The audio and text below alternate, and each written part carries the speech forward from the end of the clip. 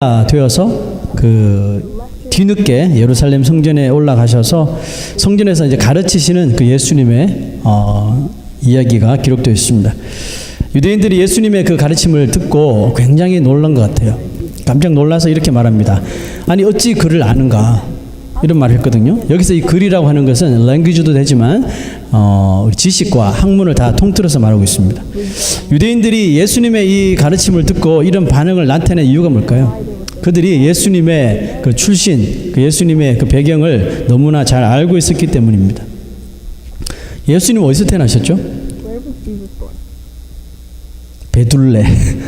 베들레헴에서 태어나셨죠. 자라기는 어디서 자라셨죠? 갈릴리 나사렛에서 자랐어요. 거기서도 사람들이 또 제일 하찮게 여기는 그 목수 집안에, 목수의 아들로 자랐죠. 그러므로 이 유대인들의 생각에 무슨 생각을 하냐면, 아니 글도 제대로 모르고 학문도 제대로 알지 못하고 지식은 더더욱 정말 낮은 수준의 사람일 거라고 짐작을 한 거예요. 예수에 대해서.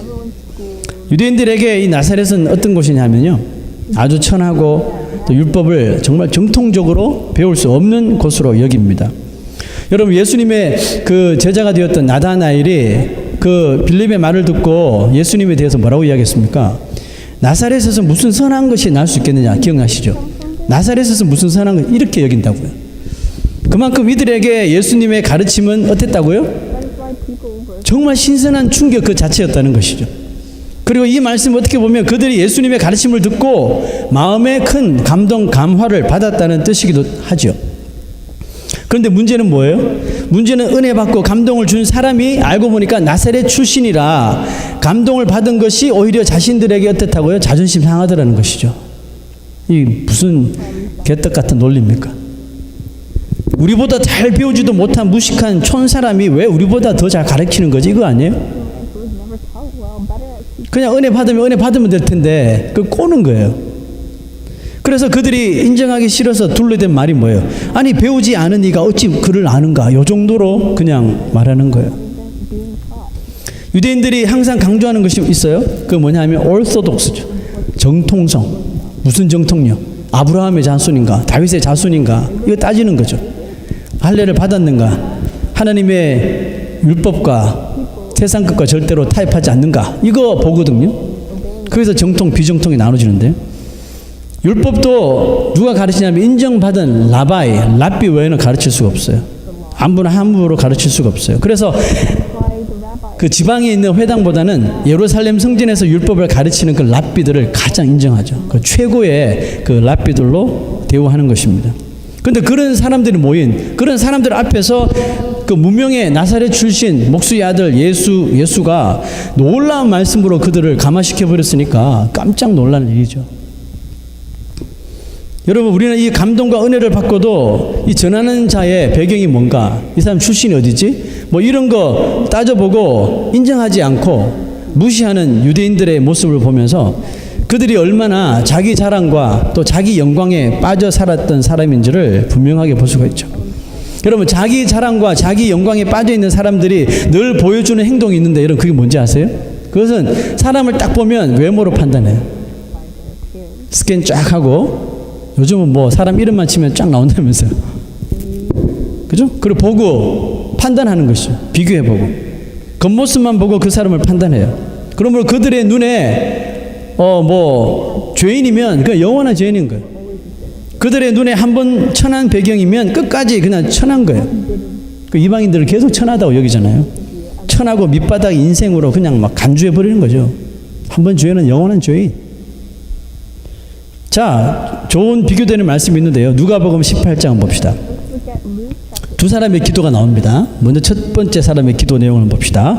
바리새인은 서서 따로 기도하여 가로되, 하나님이여, 나는 다른 사람들 곧 토색, 불의, 간음을 하는 자들과 같지 아니하고 이 세리와도, 이 세리, 옆에 앉은 사람을 가리키는 거예요. 이 세리와도 같지 아니함을 감사하나이다. 벌써부터 막 토하려고 그러죠. 나는 1회에 2번씩 금식하고 또 소득의 11조를 드리나이다. 이게 바리새인들의 기도입니다.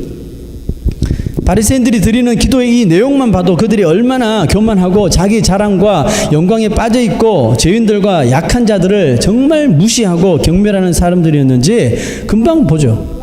금방 드러나요. 38년을 누워서 살았던 그 병자가 깨끗이 나아서 나음을 얻었을 때도 그를 딱 만났는데 축하한다고, 병 나서 축하한다고, 축하하기보다 뭘 했어요? 오늘은 안식일인데 이 안진뱅이가, 이 사람이 오늘 걸어가면서 자기 자리를 들고 걸어가네? 이거 노동한 거야. 너 안식일 지금 범한 거야. 정죄했단 말이죠. 이 바리새인들이 수준이 이 정도예요.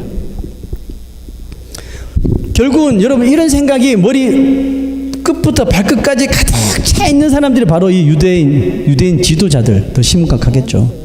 이들에게 오늘 예수님께서 던졌던 이 답변은 정말 지혜의 말씀이었어요. 자, 16절 말씀 보세요. 배운 것이 없는 사람이 그를 어떻게 아느냐, 이렇게 말하는 사람들에게 이런 말을 합니다. 내 교훈은 내 것이 아니요 누구 것이에요? 나를 보내신 이의 것이니이다. 하나님의 지혜로 말했다는 것이죠. 예수님의 말씀은 무슨 뜻이에요? 인간이 인간에게 배우고 공부한 것으로 가르친 것하고 하나님께서 다이렉트로 주시는 하나님의 지혜와 은혜로 가르치는 것, 이것이 완전히 다르다는 것을 지금 설명해 주고 있는 것입니다. 다르죠. 자기 자랑과 영광에 빠져 있는 사람들은 자기를 변화시키고 또 자기에게 이런 영향을 주는 존재는 어떤 사람이어야 되냐고 생각하냐면 항상 자기보다는 더 배우고 더 가방끈이 길고 더 이렇게 존경스러운 자랑스러운 사람이어야 한다고 생각하는 거예요. 그러므로 그 반대의 경우면 어떻게 할까요? 무시하는 거죠. 그래서 천대받는 아이들, 뭐 무시당하는 여자, 뭐 이방인들, 거기다가 뭐 갈릴리나 이방 출신, 뭐 지방 출신 사람들은 그냥 정통파 유대인들은 사람 취급도 안 하는 거예요. 사람 취급도 하고 그 사람들의 말은 들리면 다 무시하고 막 훈계하든지 하죠. 그런데 여러분, 이러한 생각은 비단 지금 성경 이 시대뿐만 아니라 여러분 이 시대도 똑같이 나타나는 현상 아니에요? 누구를 만나면 자기보다 좀 나은 사람이 있으면 이야기하다 보니까 나보다 더 이렇게, 그죠? 높다고 강하다고 생각하는 존재 앞에서는 우리 한없이 작아지잖아요. 한없이 겸손해져요. 그렇지만 이야기하다 보니까 자기보다 수준이 좀 떨어져. 별 볼 일 없어. 가진 것도 없고 뭐 배경도 그저 그래. 그러면 우리 어깨 딱 펴지는 거죠. 그리고 막 그때부터 그 사람의 말은 아예 그냥 무시하고 훈계 쪽으로 나가는 거죠. 내가 배웠는데 이렇다고 저렇다고, 내가 경험해봤는데 이렇다고, 계속해서 우리가 아이들 다루듯이 막 충고만 하고. 여러분, 예수님의 제자들이, 어린아이들이 예수님께 오는 것을 어떻게 했어요? 막았죠. 야, 너희들이 지금 예수님한테 왜 오냐고, 가라고 막 이렇게 막았죠. 그때 예수님께서 어린아이들을 존중해 주면서 너희들이 무슨 이유로 이 아이들이 내게 오는 것을 막냐고 가만두라 그러잖아요. 그리고 누구든지 나를 믿는 이 작은 아이 하나를 실족하게 하는 자는 무슨 말이냐면요, 차라리 연자 맥도를 목에 메고 깊은 바다에 빠지는 게 낫다. 정말 이게 이런 섬뜩한 말을 예수님께서 하셨어요. 무슨 말이에요? 스스로 교만한 자, 이렇게 될 거라는 거죠. 이런 말씀을 하실 정도로 예수님은 자기 자랑과 자기 영광에 빠져 사는 것이 얼마나 위험한 인생이라는 것인지를 보여주고 있는 것이죠. 예수님이 계속적으로 유대인들에게 전하는 메시지를 한번 보세요. 17절. 사람이 하나님의 뜻을 행하려 하면 이 교훈이 하나님께로부터 왔는지 내가 스스로 말함인지 알리라 그랬습니다. 여러분, 유대인들은 뭐 무슨 말을 무슨 행동을 하더라도 자신들은 항상 이야기하는 게 나는 하나님의 뜻대로 하는 거야, 나는 율법 그대로 할 뿐이야 라고 말합니다.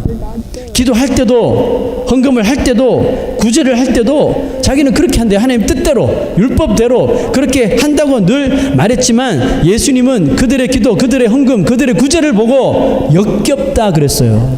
독사의 자식들아. 왜 예수님이 이런 반응을 하시는 걸까요? 왜냐하면 하나님의 뜻대로 행하는 사람은, 그게 기도든지 뭐 구제든지 헌금이든지 뭐든지 하나님의 뜻을 행하는 사람은 어떤 사람이었냐면 하나님의 말씀이 무엇을 정말 가르치는지를 똑바로 깨닫는 사람이거든요. 하나님의 말씀을 올바로 깨닫는 사람이 하나님의 뜻을 행할 수 있다는 뜻이에요. 유대인들이 예수님께 질책을 받은 이유는 그들이 하나님의 뜻을 행한다고 율법대로 했다고 했음에도 불구하고 결국은 이 사람들이 뭘 챙겼어요? 그 모든 행위를 통해서 자기 자신의 이런 행위를 드러낸 거죠. 선한 행위, 의로운 행위 이런 것들을 다 드러내고 또 사람들에게 칭찬을 받고 사람들에게 이 영광을 받기를 그들이 원했다는 것이죠. 여러분, 하나님의 말씀이 무엇인지 알고 제대로 그의 뜻대로 행동하는 사람은 어떤 사람인지 예수님께서는 또 다른 사람의 기도를 통해서 보여주십니다. 누가복음 18장 13절 봅시다. 아까 바리새인의 기도를 봤고요. 이제는 이 사람의 기도를 봅시다. 세리는 멀리 서서 감히 눈을 들어 하늘을 우러러보지도 못하고 다만 가슴을 치며 가로되 하나님이여 불쌍히 여기소서 나는 죄인이로소이다. 여러분, 세리의 이 기도가 여러분 보시기에 하나님의 뜻대로 행한 기도가 맞습니까? 여러분, 누가 더 하나님의 뜻대로 행한 기도 같아요? 그냥 문자적으로 보면 바리새인의 기도가 더 맞는 것 같지 않아요? 불의한 일도 없고 토생을 간음한 일도 없고 금식하고 헌금하고 11조하고 문자적으로 보면 바리새인의 기도가 하나님 뜻대로 한 것처럼 보이잖아요. 그런데 예수님은 그렇게 생각 안 하시더라는 거죠. 이 세리의 기도가 하나님 뜻대로 행한 기도래요. 여러분, 하나님의 뜻에 맞는 기도는 자신의 행위를 자랑하거나 하나님이 받으실 영광을 사람이 샥 가로채는 것이 아니라 하나님 앞에 나와서 어떤 행동이든지 자신을 어떻게 해요? 끝까지 부인하는 모습이라는 거죠. 오늘 이 세리의 기도에서 자기 부인이 나왔다는 것이죠. 자기 부인이란 이런 무슨 뜻이에요? 성경에서 말하는 자기 부인은 뭡니까? 나 자신을, 나의 자아를 그냥 철저하게입니다. 이건 토를리 철저하게 하나님 영광 뒤에 가리는 거예요. 하나님 뒤에 숨겨서 어떤 순간에도 내가 나타나지 않고 하나님의 영광만 높임을 받게 하는 것. 여러분, 이게 자기 부인의 삶이에요. 그런데 우리는 은연중에 혹은 공공연하게 자기의 자랑을 드러내며 살죠. 저도 그렇게 많이 살았어요. 고 옥하는 목사님이 살아생전 이런 간증을 한 적이 있는데요. 한번 들어보세요. 성도 여러분, 나는 죽어서 하나님 앞에 가게 되면 아마 아무것도 받을 것이 없이 벌거벗은 채로 서 있을 것 같습니다.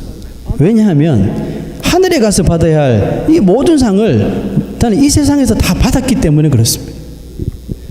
내가 스스로 자랑하려고 하지 않아도 남들이 나를 막 높여주는 것이 너무나 부담이 됩니다. 나는 하늘나라 가서 하나님께 상급받고 싶은데 이 세상에서 다 받게 하시니 사람들이 다 주니 저는 너무 그것이 부담스럽습니다. 이제부터라도 나 자신이 드러나는 자리나 그런 행사에 나가지 않아야 되겠습니다. 이런 간증을 하셨어요. 참 마음에 와닿는 간증이죠. 그러므로 여러분, 자기 부인의 이 삶은 어떨 때는 자기 혼자만 할 수 있는 것이 아닌 것 같아요. 남들이 나를 막 자랑하고 높이려 하는 그 자리에 우리가 서더라도 정말 우리는 그 자리에서라도 철저하게 나를 겸손하게 낮추고 하나님의 은혜를 다 이렇게 들춰내야 되는 것이죠. 자기는 정말 요만큼도 내세우지 않고 다 하나님의 은혜만을 이렇게 높여드리는 모습. 예수님은 이 바리새인과 세리의 기도에 대하여 최종적으로 이런 결론을 내리셔요. 자, 누가복음 18장 마지막 14절 봅시다. 내가 너희에게 이르노니 이 사람이 저보다, 그러니까 세리가 바리새인보다 의롭다 하심을 받고 집에 내려갔느니라. 그 다음에 9절 정말 중요한 말을 하시는데요. 무릇 자기를 높이는 자는 낮아지고 자기를 낮추는 자는 높아지리라. 자, 여러분, 예수님께서 두 사람의 기도를 보시고 바리새인은 어떻게 했다고요? 자기를 높이는 기도를 했다는 것이죠. 세리는요, 자기를 낮추는 기도를 했다는 것이죠. 바리새인의 기도와 바리새인의 기도와 세리의 기도에서 여러분 큰 차이점이 있는데 여러분 그게 보입니까?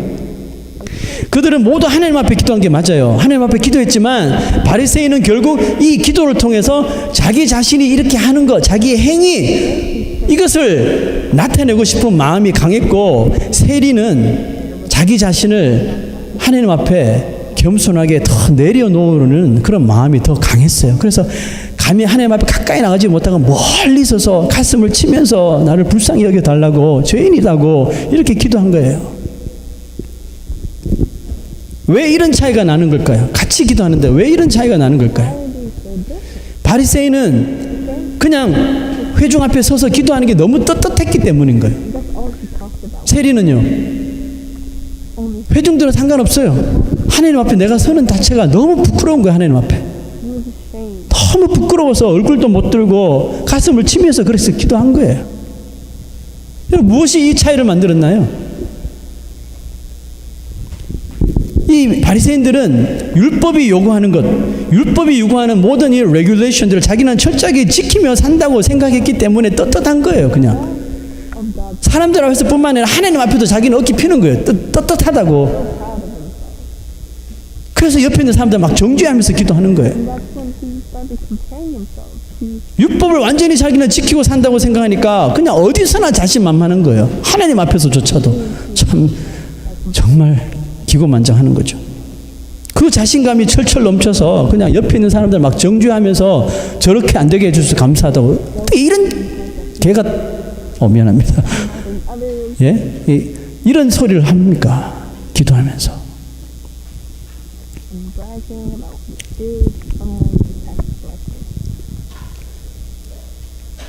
사도 바울은 너희가 먹든지 마시든지 무슨 일을 하든지 뭘 하라 그랬습니까? 하나님의 영광을 위해서 하라 그랬어요. 내가 그리스도의 십자가 외에는 정말 하나도 눈곱만고도 자랑할 것이 없는 존재야, 이렇게 여러분 간증했지 않습니까? 여러분, 사도 바울이 누구예요? 여러분 정말 바리새인들 중에 바리새인이고, 가말리엘의 이 최고의 제자고, 최고의 율법주의자 아닙니까? 이런 바울이 왜 이런 고백을 할 수 있게 되었을까요? 십자가 외에는 난 자랑할 게 없다고. 왜 이런 고백을 하게 되었을까요? 교만함이, 나를 자랑함이 결국은 그 인생을 무너뜨리더라는 것이죠. 교만이 패망의 선봉이 된다는 1등 공신이기 때문임을 그가 절실하게 깨닫기 때문에 자기가 지금까지 쌓아오는 팩트, 나의 자랑거리, 이거 다 그냥 쓰레기야, 이거 다 똥이야, 이렇게 여긴 것이에요. 여러분 그렇게 여깁니까? 뭐 저를 위시해서 우리 그렇게 안 여기잖아요. 이게 좀 어떻게 하면 좀 내세우려고 그러고, 어떻게 하면 좀 더 보이려고 그러고 이러지. 우리가 바울처럼 이것을 쓰레기로 여기고, 여러분 쓰레기로 똥으로 여기는데 그걸 왜 이야기합니까? 이야기 안 하는 게 정상이죠. 그 우리 이야기 하잖아요. 자, 오늘 18절 말씀 보세요. 스스로 말하는 자는 자기 영광만 구하는 사람이래요. 그런데 보내신 이의 영광을 구하는 자는 참되래요. 참될 뿐만 아니라 그 속에 불의가 없대요. 여러분 기억하세요. 스스로 말하는 자는 자기 영광만 구하는 사람이래요. 보내신 이의 영광을 구하는 사람은 스스로 말하는 사람이 아니에요. 예수님처럼 하나님께서 주시는 지혜로 말하는 사람이에요. 그래, 거기에 무슨 문제가 있겠습니까? 하나님이 드러나는데. 그러니까 참되죠. 그 속에 불의가 없는 거예요. 예수님은 왜 유대인들이 자기 영광만 구하는 자인지를 증명해 주십니다. 정말 논리적인 분이시죠. 증명하셔요. 19절 보세요. 모세가 너희에게 율법을 주지 아니하였느냐? 너희 중에 율법을 지키는 자가 없도다. 너무 좀 심한 말 아니에요? 그 유대인들 지도자들 다 앉아 있는데 한 명도 없대요. 너희 중에 율법을 지키는 자 아무도 없어, 이렇게 말해버린 거예요. 좀 너무하신 거 아니에요? 유대인들 누굽니까? 율법 지키는 것을 생명처럼 여기는 사람이잖아요. 그런 자들에게 왜 예수님은 너희들이 율법을 지키지 않는다, 아무도 안 지켜, 이렇게 여러분 말했을까요? 왜냐하면 바로 그것이 자기의 자랑과 영광을 위해서 사는 유대인들의 실제 모습이었기 때문에 그래요. 자, 보세요. 유대인들은 아들이 태어나면 8일째 되는 날 circumcision을 해야 됩니다. 할례를 시켜줘야 돼요. 근데 여러분, 만약 아이가 태어나고 8일째가 되는 날이 안식일이 될 수도 있죠. 그죠? 자, 안식일이 되면 그날 할례를 행해버렸다는 것이죠. 자, 이게 무슨 말이냐면 자신들은 율법을 철저하게 지키는데 안식일에는 어떤 노동도 해서는 안 된다고 말하는 사람들이거든요. 38년 만에 병이 나서 자기 자리 들고 가는 사람이 안식일이라서 그걸 정죄하는 사람들이에요. 그걸 노동이라고. 그런데 자기 자신들은 할례 받는 날이 안식일이라도 할례 의식을 마음대로 행했다는 거예요. 무슨 뜻이에요? 살짝 바꿨다는 거죠. 자기 편리에 맞게끔. 자신들은 자기 아이의 그 할례를 위해서 자기들 편리에 맞게 안식일을 싹 바꿔서 그냥 이렇게 지내면서 안식일에 온몸에 고통을 받아 38년 동안 고통받는 그 병자를 깨끗하게 치료해 주신 것 때문에 예수님을 안식일에 그런 일을 했다고 죽이려고까지 하는 것이 말이 되는 건가? 이 율법을 지키지 않는 것들아, 이렇게 예수님께서 말씀하신 거예요. 이해되시죠?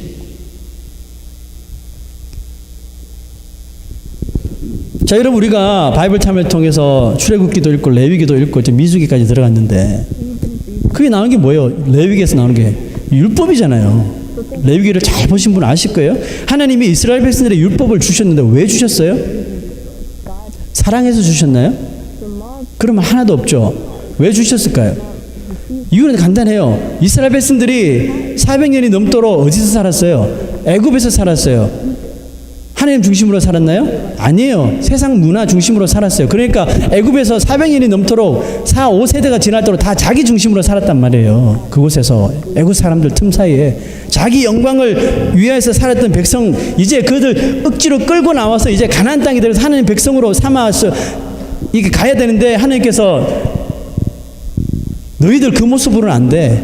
너희들 스스로는 불가능해. 너희들은 아무 능력이 없어. 구원받는데 가나안 땅에 들어갈 아무런 능력이 없어. 자, 이거 보여주시려고 주신 것이 율법이에요. 자, 그러므로 자신의 자랑, 자신의 영광으로는 구원을 얻을 수 없다는 거예요. 자신의 노력으로도 구원을 얻을 수 없다. 자기의 어떤 의로운 행실로도 구원을 얻을 수 없다는 거예요. 가나안 땅에 못 들어간다는 거예요. 그러나 오직 너희들이 애굽에서 살던 거, 그런 컬처 다 버리고 너가 자신만 믿던 거 다 버리고 이제는 하나님만 바라보고 하나님의 은혜라, 하나님의 은혜로만 나온다면 너희들은 가나안 땅에 들어갈 수 있다는 거예요. 구원을 얻을 수가 있다고 이렇게 믿도록 하시기 위해서 율법이라는 것을 주셨단 말이에요. 그래서 바울은 뭐라고 이야기합니까? 이 율법이 우리 같은 죄인들을 결국은 믿음의 삶으로 이끌어주는 역할을 한다. 그래서 초등교사다, 몽학선생이다, 슈퍼비전이다, 이렇게 말해준 거예요. 율법을 우리가 믿어서 천국 가는 게 아니라 율법을 통해서 내가 죄인임을 깨달아 하나님을 붙잡게 만드는 것, 그래서 우리가 구원받을 수 있다는 걸 알려주기 위해서 율법을 주신 거라는 거죠. 하나님께서 시내산에서 모세에게 주신 율법. 그런데 이 유대인들이 그 율법을 613가지로 쫙 확대 해석합니다. 확대 해석해서 그들의 법을 딱 만들어버리죠. 그게 토라예요. 창출 내면신 앞에 5가지 성경. 근데 여러분, 사실 하나님은 그 율법을 복잡하게 주신 분이 아니거든요. 하나님의 율법을 2가지로 간단히 정의하면 뭐예요? 첫째, 주 너의 하나님을 목숨을 다해서 사랑하라. 둘째는 네 이웃들 네 몸처럼 사랑해 주라. 이게 율법이거든요. 여기에 율법이 다 포함돼요. 이게 무슨 뜻이에요? 결국 율법에 담겨진 모든 법은 너희들이 613가지 만들어놓은 확대 해석해서 만들어놓은 그 법까지도 결국은 어디에 다 포함돼요? 하나님 사랑하고 이웃 사랑하는데 다 연결이 되어야 한다는 뜻이에요. 어떤 율법도 여기를 벗어날 수가 없어요. 근데 이 사람들이 이걸 다 벗어나서 행하는 거예요. 하나님 사랑, 천만의 말씀, 내 이웃 사랑, 천만의 말씀. 율법 안 지키면 정죄하고 돌로 던져 죽이고 이런. 그러니까 이 사람들은 이 율법을 지키는 행위를 통하여 하나님을 사랑하거나 이웃을 사랑하는 것이 아니라 자기를 사랑하는 거예요. 자기를 사랑해서 자기의 잘난 것을 높이고 자랑하고 사람들에게 영광 받으려고 했던 것이죠. 그러니까 예수님이 왜 정말 무섭게 이야기하는지 아시겠죠, 그죠? 인도 선교사였던 윌리엄 캐리의 선교사님의 유명한 일화가 하나 있습니다. 제가 소개해드릴게요. 윌리엄 캐리와 마찬가지로 인도에서 선교사로 지냈던 더프라는 선교사님이 있습니다. 아마 이 더프 선교사님은 윌리엄 캐리를 통해서 많은 영향을 받았던 것 같아요. 그래서 이 선교사님은 어디를 가든지 어떤 간증을 하든지 어떤 설교를 하든지 윌리엄 캐리에 대해서 칭찬하는 거예요. 막 높이고 윌리엄 캐리가 했던 선교 사역에 대해서 늘 이렇게 자랑을 하면서 간증을 했다고 합니다. 그러던 어느 날 윌리엄 캐리 이 목사님이 더프 선교사를 만나는 날이 있었어요. 그래서 그분을 불러서 소문을 듣고 이렇게 말했다고 합니다. 선교사님, 저를 이렇게 칭찬해 주시고 저를 높여 주셔서 너무너무 감사합니다. 근데 이제 저를 그만 좀 자랑하시고요, 저를 위해서 좀 기도해 주세요. 저는 부족한 종입니다. 이렇게 부탁을 했대요. 그랬더니 그 더프 선교사님이 그 모습을 보고 더 감동을 받아가지고 어디를 가면 그 말까지 하는 거예요. 윌리엄 선교사님 나한테 이런 말까지 했다고 하면서 또 막 높이고 자랑하고 막 선교 사역을 막 했대요. 윌리엄 캐리 목사님이 이제 죽음을 앞에 두고 마지막으로 그 선교사님을, 더프 선교사님을 다시 불렀대요. 다시 불러서 유언처럼 이런 말을 남겼다고 합니다. 선교사님, 제가 하나님 나라에 갈 시간이 얼마 안 남은 것 같아요. 그러니까 제발 제 말 좀 들어주세요. 내가 죽으면 제발 윌리엄 캐리라는 이름 자체를 좀 삭제해 주세요. 제 이야기 좀 하지 마시고 그 대신 나를 이렇게 만드신 나의 주님에 대해서 그 이야기만 좀 해주시면 안 될까요? 라고 마지막 부탁을 하고 돌아가셨대죠. 그 윌리엄 캐리 목사님의 마지막 유언과 같은 말을 듣고 이렇게 머리가 띵 받치듯이 이렇게, 아, 저게 목사님의 본심이었구나, 이렇게 마음에 그 유언을 새기고 그 이후에는 어디 가든지 윌리엄 캐리를 구원하신 그리스도의 십자가만을 자랑했다는 그런 이야기가 있습니다. 여러분, 우리도 우리의 삶을 잘 관찰해 볼 필요가 있습니다. 세상에서 자랑하고 또 세상에서 누군가에게 이 자랑받고 싶은 것이 여러분 솔직한 여러분 우리의 심정이죠. 저도 마찬가지예요. 누가 우리 교인들이 어디 가서 나 없는 사이에 우리 교회 목사님 자랑하면 저 기분 좋아요. 그 제가 여러분들에게 뭐라 그런 적 있어요? 기분 좋죠. 솔직한 우리의 심정이잖아요. 우리 자녀가 누구한테 막 칭찬 들으면 기분 좋죠. 근데 여러분, 미안한데 예수님은 그게 자기 부인이 아니래요. 자기 부인이 아니래요. 그게 자랑받는 거, 칭찬받는 게 자기 부인이 아니래요. 왜냐하면 내가 그렇게 높임을 받을 때 그리스도의 십자가, 그 보혈의 십자가는 점점 뒤로 숨겨지는 거예요. 나 뒤에. 여러분, 다른 사람이 나를 자랑하는 거 좋죠. 좋지만 그런데 그런 마음을 우리가 이렇게 억누르지 못하고 다스리지 못하면 우리가 예수를 믿으면서도 나의 자랑과 나의 영광 속에 예수님을, 우리 하나님을 저 뒤로 보내버리고 정말 나만 드러나면서 어떻게 보면 하나님께 전혀 원치 않은 그런 낭비하는 삶을 살아갈 수가 있다는 것이죠. 저번 주 금요일에 제가 시편 90편을 이렇게 설교했었는데요. 거기에 보니 모세의 기도가 나오는데요. 이런 구절이 있더라고요. 자, 금요일 오신 분들은 아시겠지만 다시 한번 보겠습니다. 시편 90편. 우리의 연수가 70이요 강건하면 80이라도 그 연수의 자랑은 수고와 슬픔뿐이요 신속히 가니 우리가 날아가나이다. 저는 이 구절을 너무 잘 알고 있었거든요.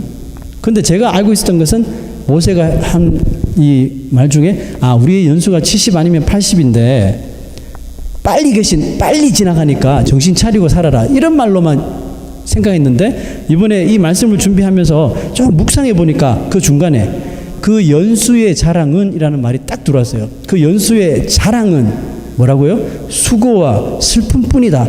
이 말이 딱 마음에 찔리는 거예요. 아, 연수의 자랑이 뭐지? 우리 인생을 사는 동안 자랑질하는 모습들이잖아요. 나를 자랑하고 나의 백그라운드를 자랑하고 뭐를 높이고 나를 드러내고 이런 것들이잖아요.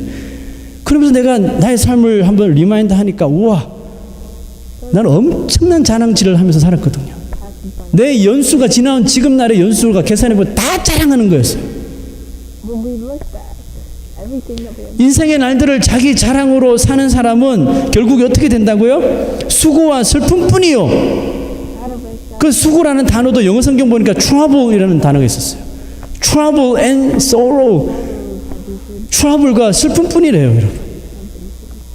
그래도 여러분 자랑하며 살겠습니까?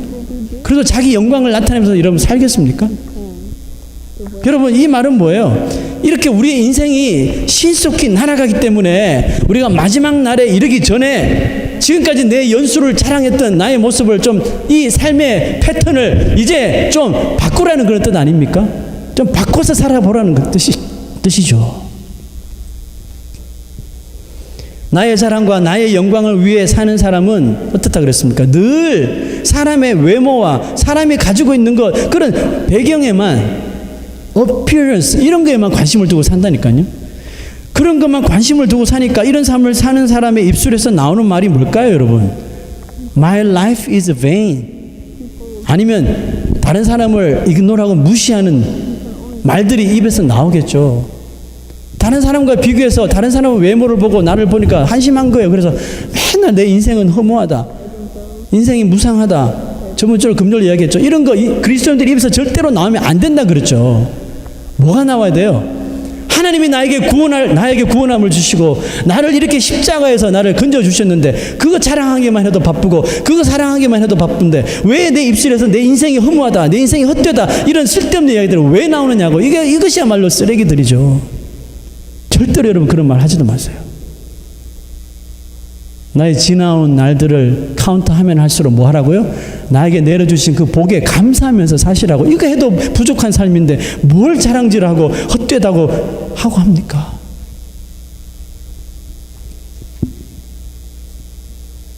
여러분 내 인생이 헛되다. 나는 지금까지 뭐하고 살았나. 이렇게 여러분 이 말하고 사는 사람은요 늘 남과 나를 비교하는 모습을 보십니다. 비교하니까 이런 말이 나오죠. 내 자녀와 다른 자녀를 자꾸 비교하려고 그러고 비교해서 내 자녀가 나오면 자랑하고 내 자녀가 안 좋으면 이러고 내 배우자와 남의 배우자를 자꾸 비교해요. 그래서 내 배우자가 좀 나은 것 같으면 내 덕이야 그러고 남의 배우자가 더 나으면 이거 인간아 너 이 모양이야. 이거 아니거든요. 우리 교회와 다른 교회를 비교해요. 우리 교회는 그런 교회는 없죠. 있을지 몰라요. 비교해봐서 우리 교회가 좀 떨어진 것 같으면 우리 교회는 목사도 형편없고 그러니까 교인들이 안 오고 왜 이런 식으로 뭐 그런 분 없겠지만 속으로라도 그런 생각하시면 안 돼요. 우리 교회가 딴 교회에 비해서 더 잘하는 우리는 바이블 타임도 하고 뭐도 하고 자랑하지 마세요, 여러분. 그것도 하나님의 영광 가려운 일이에요. 이것이 다 하나님의 은혜입니다. 이렇게 말해야 돼요. 할렐루야. 그게 정말 하나님께서 기뻐하시는 교회고 또 성도들의 모습입니다. 오늘은 무슨 주일이죠? 어린이 주일입니다. 어린아이 한 사람을 실족하게 만드는 것이 얼마나 무서운 결과를 가져오게 되는지 아까 우리 예수님 말씀을 통해서 보셨죠. 맷돌 목에 메고 깊은 바다에 퐁당 빠져 죽으라 이놈아. 이거래요. 오늘 제가 왜 쌍소리가 이렇게 나오죠? 미안합니다. 예? 예수님이 현대어로 이야기했다면 그렇게 했을 거예요. 내가 나를 믿는 내 사랑하는 이 자녀를 네 마음대로 누구랑 비교해서 그딴 말을 해? 너 연자맷돌 목에 메고 저 깊은 바다에 빠져 죽어. 이렇게 말하는 거예요. 야, 우리는 수백 번을 죽어도 모자라는 사람들일 거야, 그죠? 마찬가지로 여러분 자신과 다른 사람을 이렇게 비교하여서 그 사람의 보니까 나보다 못해. 그래서 그 사람의 약점을 막 들추어내서 아까 유대인들이 예수님처럼 한 거죠. 배우지도 않은 것이 글을 안 해? 이런 식으로 막 들추어내서 멸시하고 조롱하는 거. 여러분 그것도 그 영혼을 어떻게 실족하게 만드는 거예요. 똑같아. 연자맷돌 목에 메고 깊은 바다에 빠져 죽어야 돼요. 무섭죠.